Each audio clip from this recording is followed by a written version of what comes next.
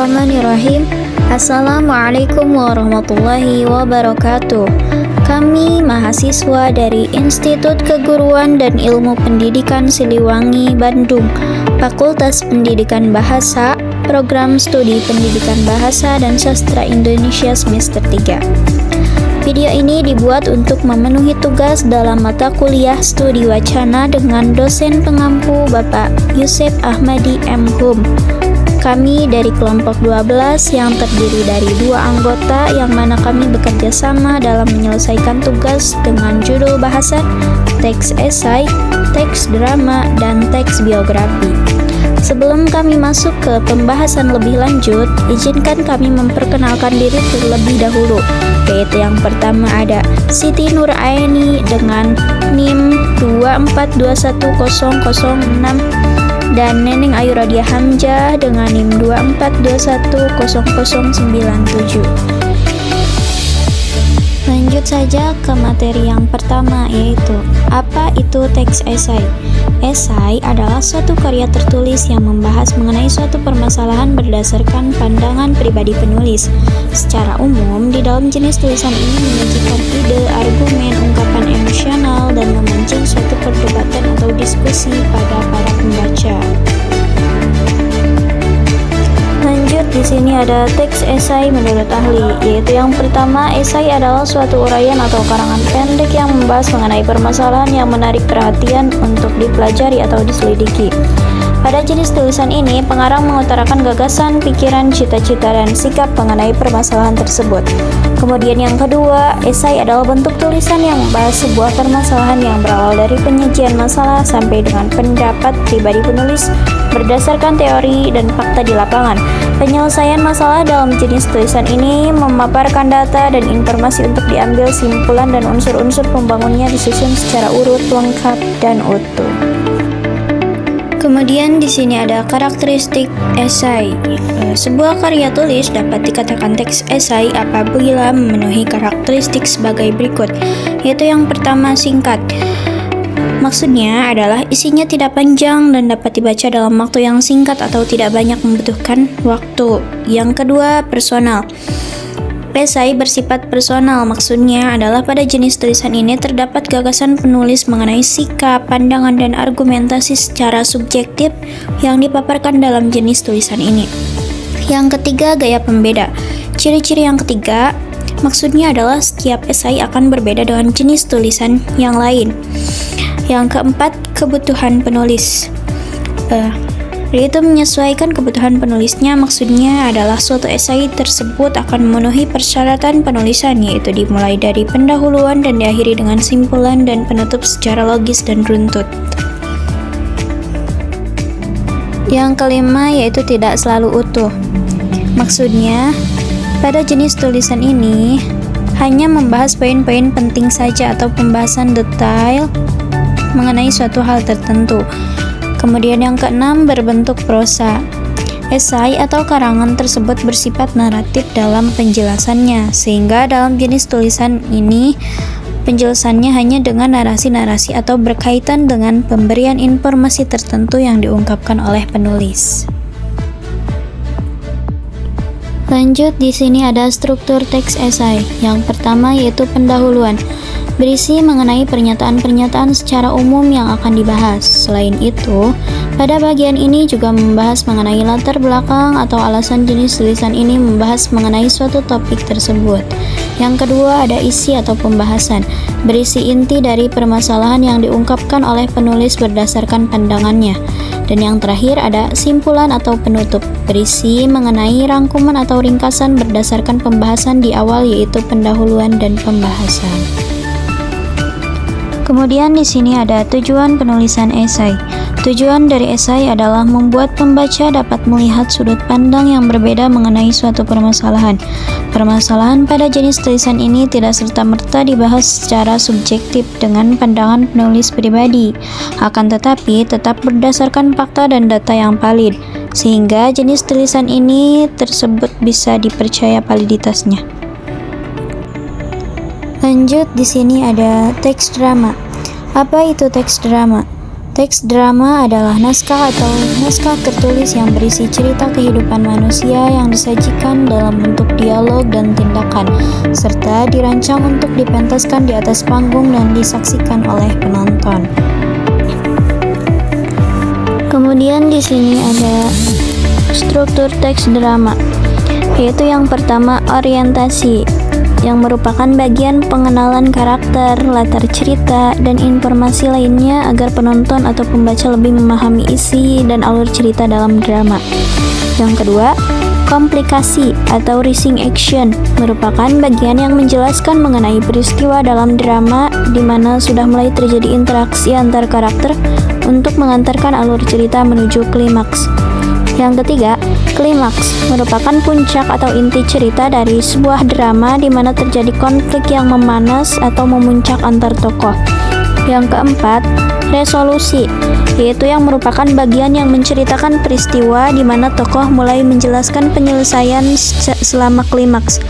Dan yang terakhir, yaitu simpulan, merupakan bagian akhir yang berisi amanat atau pesan moral kepada pembaca atau audiens. Lanjut, di sini ada unsur-unsur dalam naskah teks drama, yaitu yang pertama tema, merupakan unsur penting dalam teks drama yang menjadi fokus gagasan atau ide dari keseluruhan isi cerita dalam drama. Yang kedua, pemeran atau tokoh, unsur lainnya yang tidak kalah penting dalam sebuah teks drama yaitu tokoh atau pemeran, yang mana tokoh merupakan pemain atau pemeran yang memainkan karakter dalam sebuah cerita drama. Yang ketiga, penokohan atau perwatakan, merupakan suatu proses atau cara untuk memberikan karakter atau menciptakan citra dari setiap tokoh yang terlibat di dalam sebuah drama. Kemudian yang keempat, latar atau setting. Latar juga menjadi unsur penting dalam teks drama yang menjelaskan keterangan tempat, waktu, dan suasana dalam drama.